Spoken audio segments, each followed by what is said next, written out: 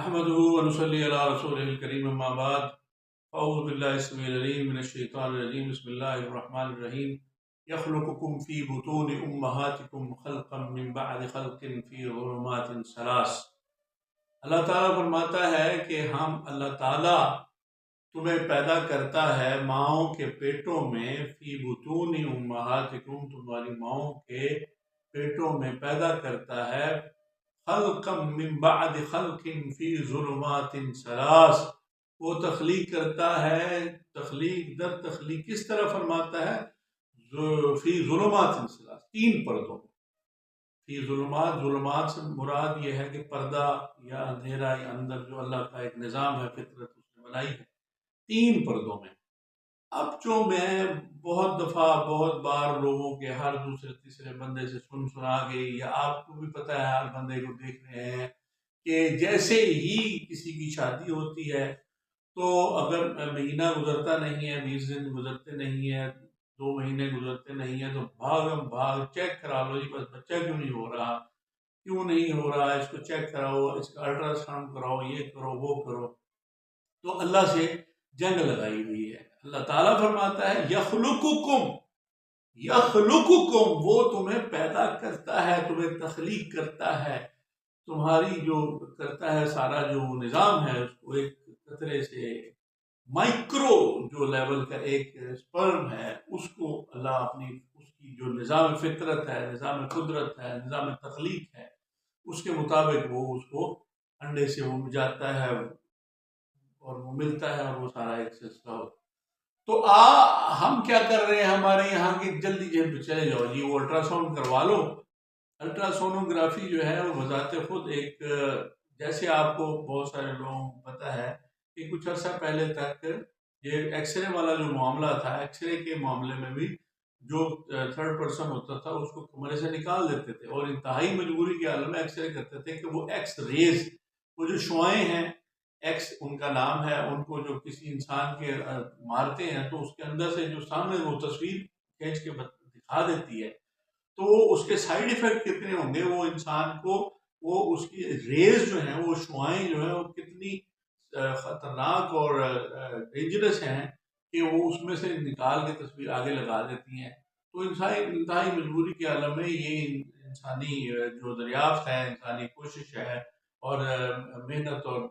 جو جتنی بھی یہ سارے ایڈوانسمنٹ ہے، یہ بذات خود ایک بہرحال یہ بھی میرے نزدیک تو یہ اللہ تعالیٰ کی طرف سے ہی کسی بھی شخص کے دماغ میں دل میں یہ بات ڈال دی جاتی ہے، اور وہ ہوتا ہے، اور وہ سارا وہ کرتا ہے وہ تحقیق۔ اور یہ ساری ان چیزوں کی انتہائی ایمرجنسی، انتہائی مجبوری، انتہائی آخری صورتحال میں، کسی بھی انتہائی مجبوری کے عالم میں جب کوئی بظاہر ہمیں سمجھ نہ آ رہی ہو، تو ایک جو چیز آخر پہ استعمال کرنے والی ہے، آخری حل کے طور پر ہونے والی ہے، اس کو ہم شروع میں ہی کرنے لگ جاتے ہیں۔ تو پہلے تو یہ ہوتا تھا کہ لوگ جو ہے نا 2 3 سال 4 سال پتہ ہی نہیں ہوتا تھا کہ بچہ ہونا ہے کب اور یہ کیا۔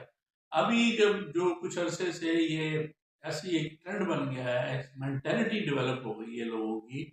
کہ بس یہ پہلے سال کے اندر اندر جو ہے نا وہ بچہ ہو جانا، نہیں ہوتا تو چلے جاؤ جی اس کا وہ چیک کر لو اندر کیا ہے۔ اچھا، اس کے بعد یہ ہے کہ وہ اللہ تعالیٰ جب کسی کو دے دیتا ہے خوشخبری کو، امید باری ہو جاتی ہے، پھر ہر مہینے جا کے چیک کراؤ جی، دیکھو اللہ تعالیٰ بنا رہا ہے، کیسے بنا رہا ہے، صحیح بن، نعوذ باللہ نعوذ باللہ نعوذ باللہ، نقل کفر نباشر، یہی دیکھتے ہیں نا کہ صحیح بن رہا ہے یا نہیں بن رہا۔ آپ کو کس نے اجازت دی ہے کہ اللہ کی تخلیق کے کاموں میں مداخلت کرو؟ جب اللہ تعالیٰ کہہ رہا ہے میں 3 پردوں میں بنا رہا ہوں، تو تم 3 پردوں میں جا کے کیوں دیکھ رہے ہو، جھانک رہے ہو کہ اللہ کیا کر رہا ہے اور کیسے بنا رہا ہے؟ تو ضرورت اس بات کی ہے کہ ہمیں مومن کو جو ہوتا ہے وہ تو اللہ کی ذات پہ بھروسہ ہوتا ہے، وہ یہب لمن یشاء اناثا ویہب لمن یشاء الذکور اور یزوجہم ذکرانا واناثا ویجعل من یشاء عقیما، وہ جس کو چاہتا ہے بیٹے دیتا ہے، جس کو چاہتا ہے بیٹیاں دیتا ہے، جس کو چاہتا ہے دونوں دیتا ہے، جس کو چاہتا ہے کچھ بھی نہیں دیتا۔ اس مالک الملک کی حکمت اور راز اور اسرار ہیں۔ تو گزارش کرنے کا مقصد یہ ہے کہ یہ قرآن کی واضح آیت ہے جس میں اللہ تعالیٰ نے فرمایا ہے کہ وہ تمہیں تخلیق کرتا ہے ماؤں کے پیٹوں میں، تو اللہ کی تخلیق کو تم بدل نہیں سکتے، اللہ کی تخلیق کے اندر تم مداخلت نہیں کر سکتے، تو جھانکتے کیوں ہو پھر؟ جب تم کر کچھ نہیں سکتے. اصل میں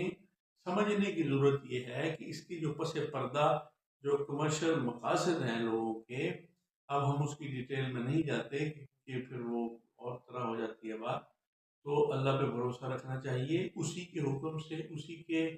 ہی حکم سے ہی جو ہونا ہے وہ ہونا ہے. کسی انسان نے دنیا میں آنا ہے تو اس کے حکم سے آنا ہے، کسی نے نہیں آنا تو اسی کے حکم سے نہیں آنا. تو جو وہ چاہے گا وہی ہوگا، اسی لیے اس پر بھروسہ رکھیں اور اللہ سے دعا کریں، اللہ تعالیٰ سے خیر اور بہتری کی امید رکھیں اور اللہ تعالیٰ کے کاموں میں مداخلت کرنے کی کوشش نہ کریں. اللہ تعالیٰ ہمیں صراط مستقیم پر چلنے کی توفیق عطا فرمائے. آپ ہمارا چینل سبسکرائب کر لیں، لائک اور